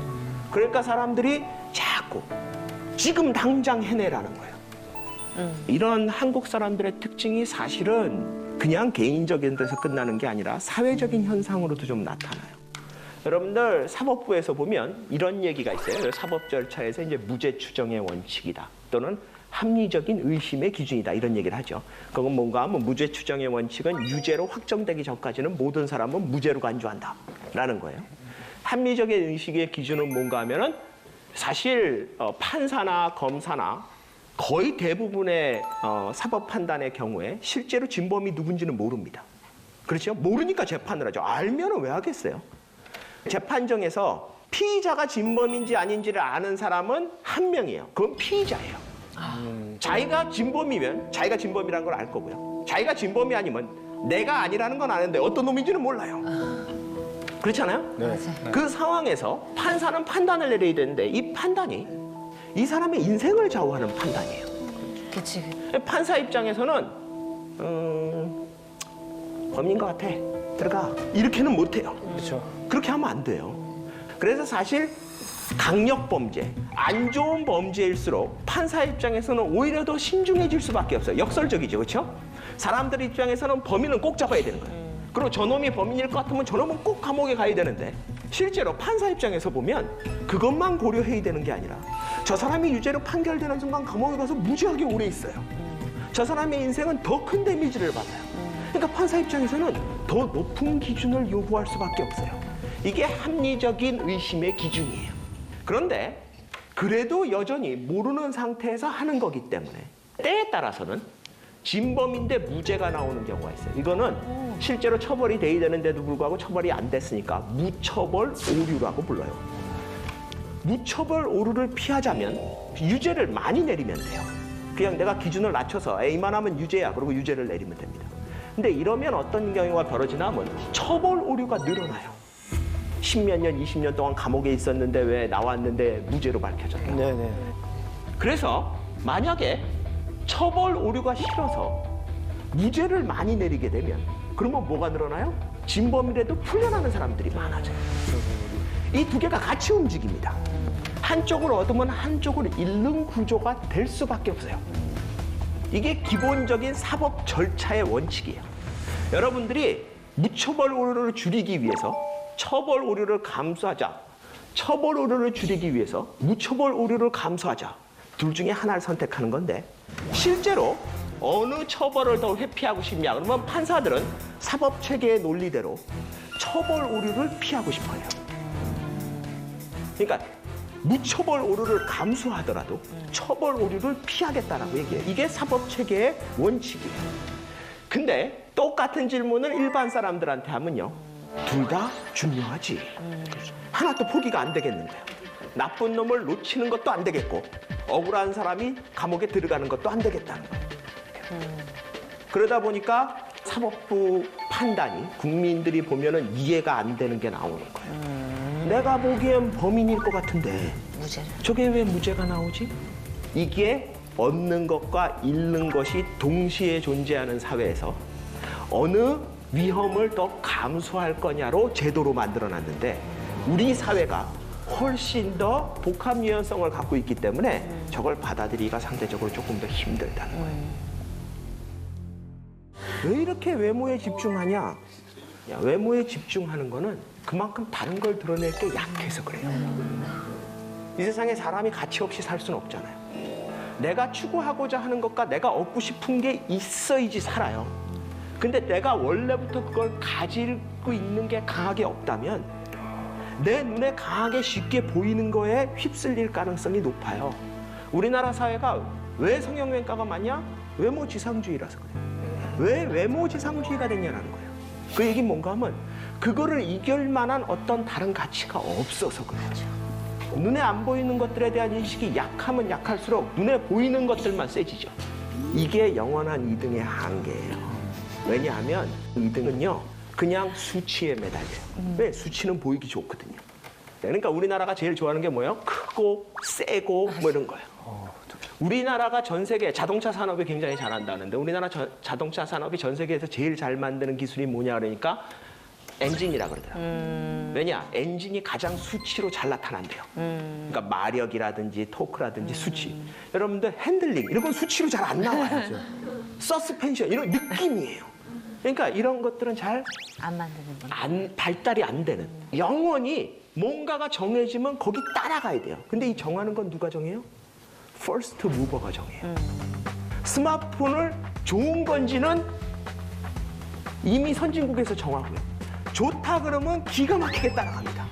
그러니까 뭐예요? 더 작은 거 잘 만들어요. 더 얇은 거 잘 만듭니다. 더 센 거 잘 만들고요. 더 빠른 거 잘 만들어요. 그런데 중요한 건 뭐예요? 왜 만들어야 되는지를 몰라요. 이 불확실성 회피가 강한 한국인이 얼마나 왜라는 질문을 안 하는가를 한번 생각해 보려면 제가 보기엔 이걸 보면 알 수 있을 것 같아요. 여러분들 이거 제가 전철역에서 찍은 건데요. 여러분들 이게 뭔지 아시죠? 그렇죠? 보신 적 있으시죠? 전요. 네, 여기 다 있어요. 저거를 교통정보 시스템이라고 불러요. 네. 저건 왜 있을까요? 자, 사람들이 전철의 플랫폼에 서자마자 저걸 보통 쳐다봅니다. 이러고 봐요. 그리고 저기 전철이 없으면 그리고 낙담해. 저기 전철이 딱 나타나면 그러죠. 여러분들이 저걸 아무리 뚫어지게 쳐다보고 있어도 전철은 빨리 안 옵니다. 저건 전철을 빨리 오게 하거나 늦게 오게 하는 시스템이 아니에요. 그냥 전철이 어디 오고 있느냐를 알려주는 거예요. 그러면 여러분들은 그 알려주는 정보를 받았어요. 자, 그 정보 어디다 쓰셨어요? 네? 그 정보를 어디다 썼냐고요? 이걸 어디다 썼냐를 알려면요, 여러분이 이 전철을 어디에 전철이 있느냐에 따라 여러분들의 행동이 얼마나 바뀌냐를 생각해 보면 되는데 실제로 바뀌는 게 거의 없어요. 그러니까. 그러면 저건 쓸데없는 짓을 한 거예요. 아니요. 옛날에 저게 아예 없을 때 그러면 전철역에 쓰면요, 사람들이 뭘 했나 하면 시커먼 터널을 쳐다봤어요. 근데 그 표정이 안 좋아요. 왜냐? 시커먼 터널이잖아요. 막 쳐다보면 오나 이러고 보는 거예요. 근데 거기 노란색 불이 뭐가 보이는 듯 하면 온다. 이러다가 아니에요. 잘못 본 거예요. 그러면 에이, 이러고 있는 거예요. 그거 하지 말라고 해놓은 게 이거예요. 이건 대국민 심리 서비스예요. 아 진짜. 많은 사람들은 저 정보를 갖다가 자기가 뭘 할 수 있을 거라고 생각하지만 실제로 여러분이 한 건 뭔가 하면 저걸 쳐다보면서 혼자 생각하고 있는 거예요. 온다. 빨리 와라. 사실 전철역에 있는 모든 저 시스템이 똑같지 않아요. 예를 들어서 다른 역에는 이렇게 된 것도 있어요. 이게 웃긴 게 이 전철은 불이 들어와요. 그러다가 역에 딱 서면 불이 꺼집니다. 완전 대박. 네? 이게 저렇게 들어가다가 여기 딱 쓰잖아요? 불이 딱 꺼져요. 이거 누가 만들었냐? 옛날에 그 노란 불을 기다리던 사람이 그 마음에서 만든 걸까 말이야. 야, 이거 불러주면 좋지 않을까? 이래가지고 넣은 거예요. 근데 솔직히 생각을 해보세요. 이 시스템과 앞에서 본 시스템이 기술적으로 차이가 있을까요? 기술은 똑같아요. 단지 열차를 빨간색으로 할 거냐, 흰색으로 할 거냐, 불을 들어오게 할 거냐, 안 들어오게 할 거냐. 어떤 전철역에 가면요, 이게 여기 4개인 것도 있어요. 여기 4개인 것도 보여줘요.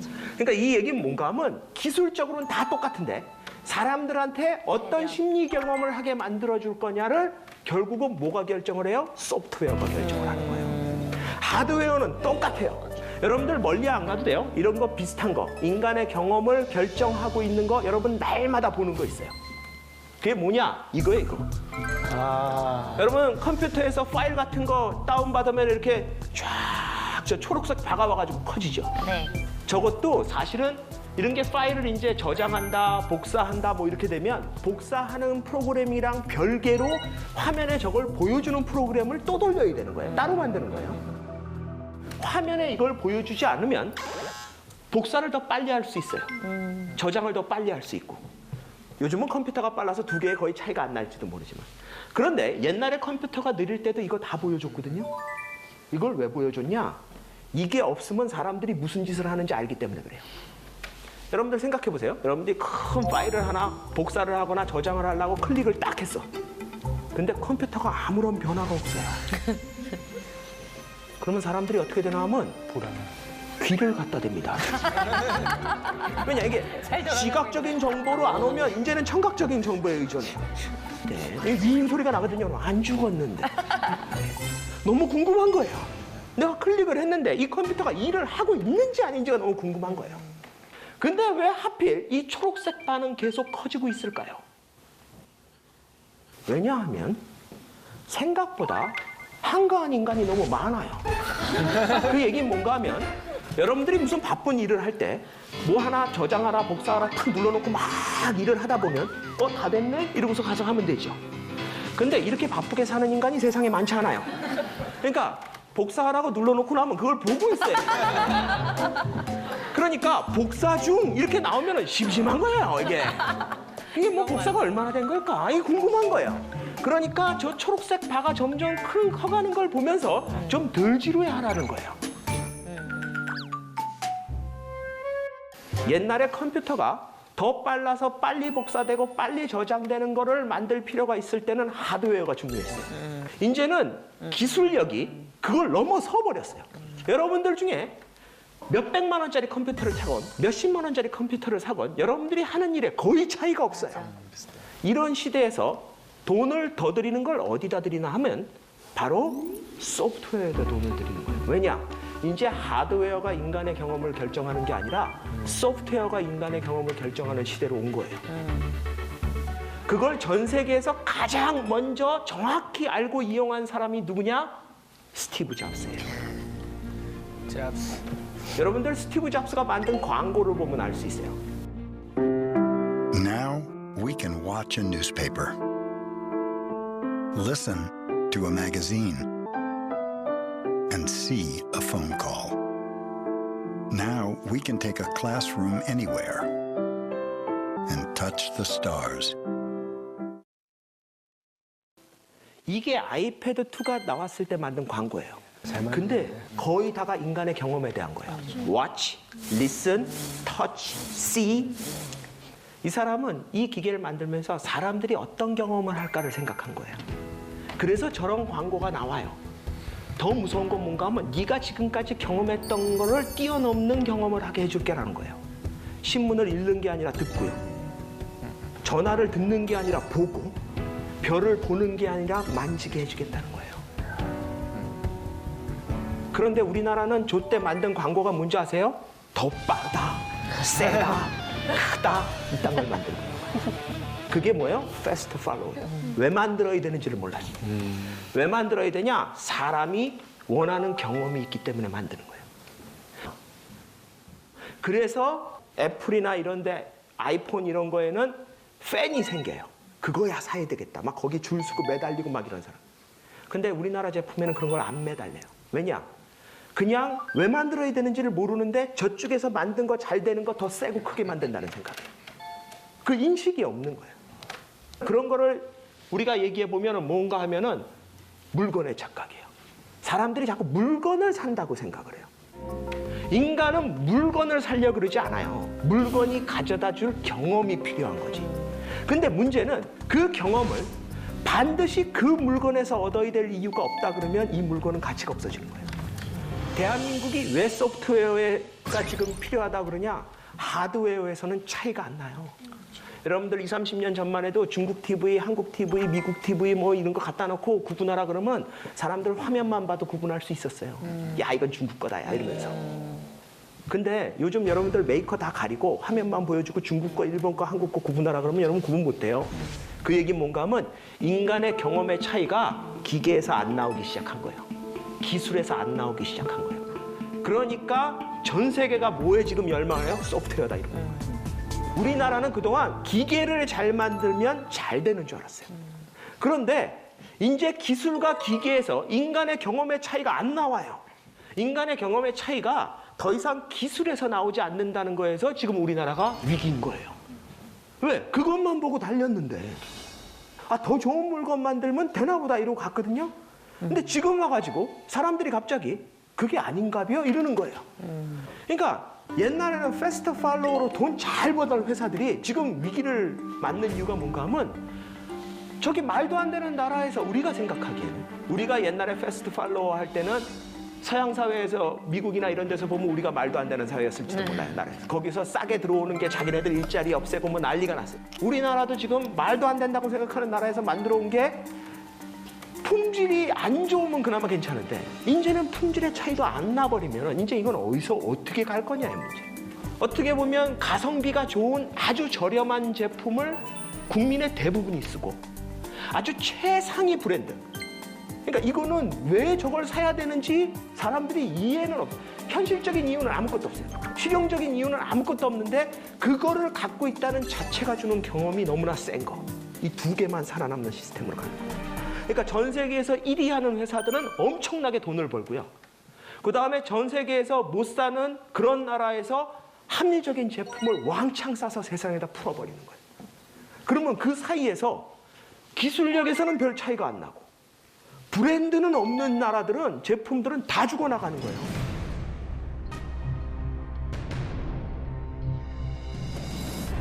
우리 사회가 왜 대기업만 먹고 사냐고요? 국민이 대기업 제품 안 사면 돼요. 황당하죠, 그렇죠? 이게 뭔 소리야? 대기업이 가장 합리적인 제품 만들고 있는데 바로 그거예요. 대기업이 그런 게 아니라 전 세계가 그러고 있어요. 우리가 글로벌리제이션이라 그래가지고 전 세계가 하나로 묶이면 여행도 가고 서로 많은 걸 알게 되고 더 못하던 걸 할 수 있게 된 줄 알았죠? 맞아요. 여러분들이 전 세계에서 가장 합리적인 제품을 살 수 있게 됐어요. 그러면 그거보다 떨어지는 국산품이 팔릴까요? 왜 사람들은 바보가 아니거든요. 합리성 하나, 가성비 최고만 살아남는 사회가 있다. 그걸 막아주는 게 아까 전에 얘기한 종교 가치 이런 거예요. 여러분들 생각해 보세요. 결혼식 때 흰색 웨딩드레스 왜 입어요? 가장 예뻐서? 솔직히 더 예쁜 옷 있어요. 그렇죠. 에? 그런데도 사람들은 그걸 입어야 돼요. 옛날에는 한복 입었잖아요. 그죠? 정통 그거. 여러분들 요즘 보면은 가끔 텔레비전에서 경제적으로 어려워서 결혼식을 못 올린 사람들 다시 해주는데 전부 다 많은 얘기들이 흰색 웨딩드레스를 못 입은 게 한이 된다. 근데 아무도 그 한복 안 입은 거 반댄다고 그런 사람은 없어요. 그거는 실용성이 하나도 없어도 사람들이 마음속으로 저건 입어봐야 되겠다, 저거는 입어야 된다는 가치를 보여요. 실용적인 가치를 이기는 상징성이 있어야지 그걸 갖고 있는 수많은 사람이 먹고 살 수 있어요. 그게 전혀 없고 전부 다 현실적인 것만 하진다. 예를 들어서 요즘은 VR이라고, 저도 이거 하나 있어요. 되게 어지러워요. 근데 되게 재밌더라고요. 봤더니 막 이러고 막 혼자 이러고 돌아다녀요, 마루에서 막. 그리고 좀 있으면 우리 아들이 또 그러고 다녀요. 끼고 이러고. 그래서 되게 신기해요. 가상현실이다. 제가 지금까지 태어나서 본 가장 진짜 같은 가상현실은 바로 이거예요.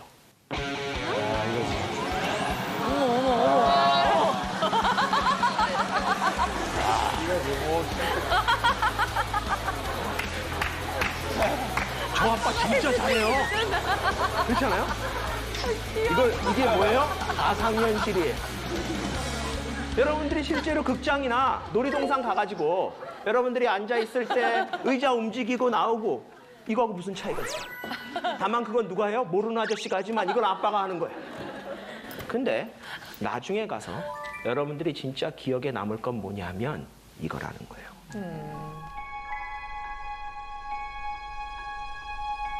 여러분들이 오늘 한 가상현실은 1년 후에는 구식이 돼서 기억이 안 남을 거고요.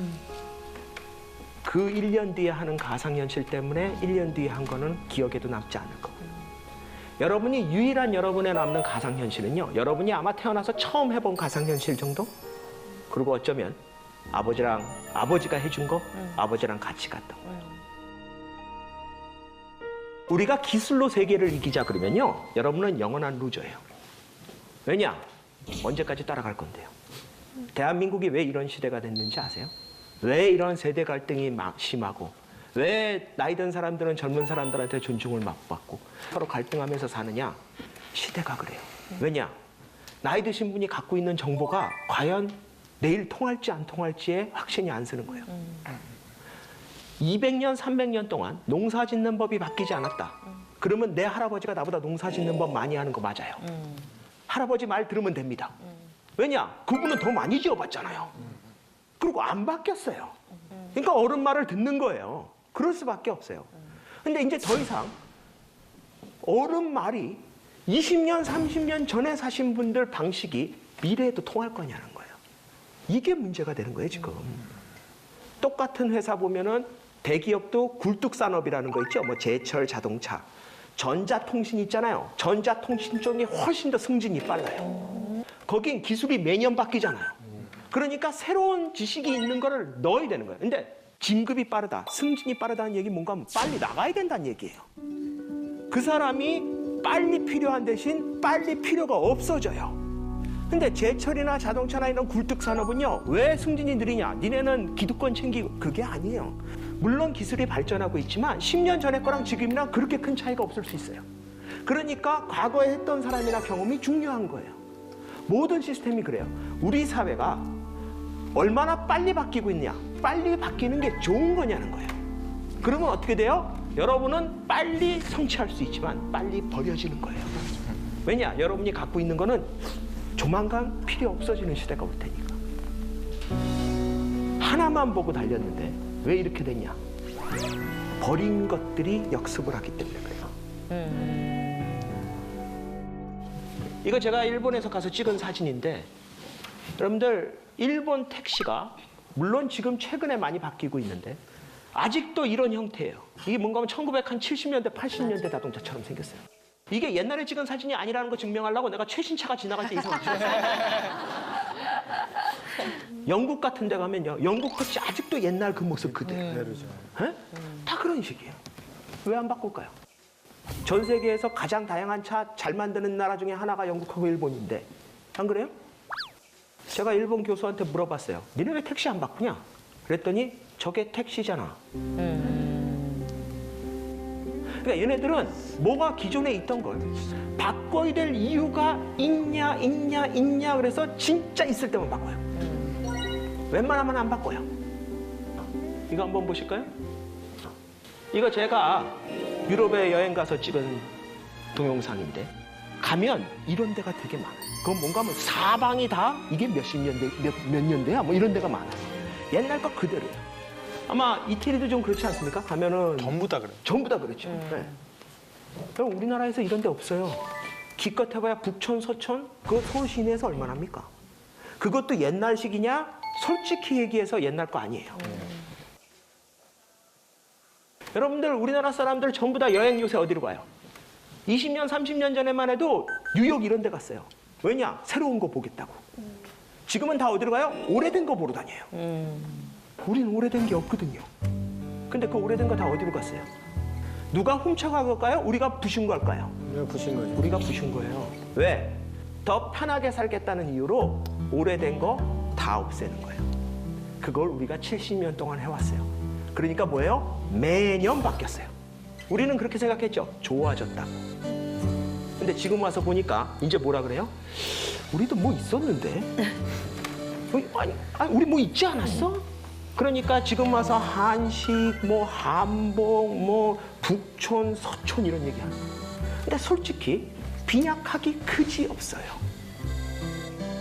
빈약하기 그지 없어요. 제가 이 사진 찍고 얼마 있다 지나가다가 건물 짓는 걸 보니까 얘네들은 외벽을 그대로 둬요. 그리고 안에만 리모델링을 해요. 이게 훨씬 비용이 많이 들어요. 우리나라에서 몇십 년 된 건물을 외벽을 그대로 두고 안에만 바꾸는 공사를 하는 경우가 거의 없어요. 없죠. 우리나라는 뭐예요? 싹 밀어버려요. 그리고 새로 지어요. 왜냐? 그게 더 비용이 덜 들잖아요. 그 싹 밀어버릴 때 뭘 밀어버렸어요? 우리나라는 뭐예요? 싹 밀어버려요. 그리고 새로 지어요. 왜냐? 그게 더 비용이 덜 들잖아요. 그 싹 밀어버릴 때 뭘 밀어버렸어요? 우리가 옛날부터 갖고 있던 거 다 밀어버린 거예요. 문화라는 거, 가치라는 거는 내가 그걸 지칠 만한 가치가 있어서 하는 게 아니라 그럼에도 불구하고 하는 거예요. 내가 편하고 더 좋은 게 문화고 저 좋은 게 가치가 아니라 다른 걸 포기하면서 지키는 게 문화고 가치지 내 편하고 좋자고 하는 게 문화고 가치가 아니에요. 여러분들이 전력 질주를 한다고 생각을 해보세요. 막 어디 가야 돼서 막 전력 질주를 해요. 근데 주머니에 열쇠나 동전이 있어요. 자꾸 떨어지려고 그래요. 그러면 전력 질주가 됩니까? 안 됩니까? 안 되죠. 안 돼요. 이러고 자꾸 가야 돼요. 아니면 떨어진 거 떨어졌네 주소. 안 떨어졌나? 이러면서 계속 가요. 그런데도 어느 순간 전력 질주를 할 때가 있어요. 필요하다고 생각하면. 예? 뭐 부모님이 아프다라든지 자식이 다쳤다든지 그땐 동전이고 열쇠고 뭐 그냥 뛰는 거예요. 아 뛰어요. 그러고 나서 도착하고 나서 일 처리하고 나면 그때 가서 야 이거 다 어디 갔냐? 이 주머니에 있었는데 동전이 한 4개 있었던 것 같은데 이거 다 어디 갔냐? 열쇠는 어디 간 거야 도대체? 막 이러면서 다녀요. 우리가 하나만 보고 달린다는 얘기는 뭔지 아세요? 자기 주머니에서 뭐가 떨어지는지 몰라야지 달릴 수 있어요. 우리 대한민국이 전 세계 유례가 없는 경제 발전이 일어날 수 있었던 이유는 뭔가 하면 온 국민이 하나만 보고 달린 거예요. 진짜 전력 질주한 거예요. 그런데 그 전력 질주를 하면서 주머니에서 뭐가 떨어지는지를 몰랐던 거예요. 저기요, 저기 동전 떨어지는데 얼마? 뭔 소리야? 이러면 뛰는 거예요. 누가 저 이거 동전 주워서 갈게요. 그러면 안 따라와? 이러고 뛰는 거예요. 문제는 그때 주머니에서 떨어진 것들 있죠. 떨어진 것들. 그게 지금 우리한테 전부 다 돌아오고 있어요.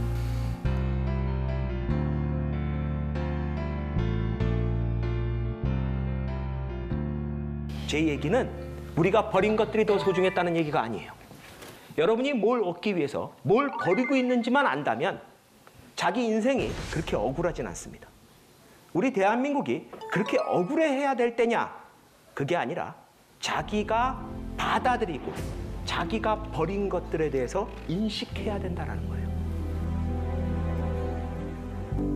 그래서 뭐예요? 나만의 가치. 다른 사람은 몰라도 나만의 이유, 내가 가져야 되는 이유를 가지는 거예요. 그게 나한테 더 많은 착각의 여지를 만들어줘요. 우리나라 사회가 불행한 이유는 뭔지 아세요? 너무나 부인할 수 없는 거에 매달려요. 반에서 몇 등? 그건 부인 못해요. 아파트 몇 평? 어떻게 부인할 건데요? 2000cc 차? 까면 다 나와요. 여러분들이 그걸로 다른 사람을 이기려고 그러면 이길 수 있는 사람은 우리나라에 몇 명 안 돼요. 맞아. 그런데 나는 너보다 착해. 그랬더니 다른 사람이 그걸 어떻게 알아? 내가 그래. 아닌 거 증명해봐. 그럼 걔가 증명해. 착할 줄 아는 걸 어떻게 증명해? 나는 너보다 봉사정신이 더 많아. 나는 너보다 음악을 더 사랑해. 나는 너보다 불의를 더 못 참아. 그런 거는 자기 마음껏 착각해도 돼요. 자기 마음껏 자기가 가치 있다고 느낄 수 있는 영역이에요. 우리가 한 단계 더 올라가는 그 지름길은 나만의 가치를 가지고 누가 뭐라 그러건 나는 착각하면서 살 수 있어야 된다는 거예요. 그래서 우리가 모두 다 하나만 보고 달려가지 않고 눈에 보이지 않는, 그래서 다른 사람이 아니라고 증명할 수 없는 그런 거에 오히려 조금 더 신경 쓰면서 사셨으면, 그게 사랑일 수도 있고요, 그게 정의일 수도 있고요, 그게 평화일 수도 있고, 그 어떤 것이 되건 여러분들만의 이유를 찾으시기 바랍니다.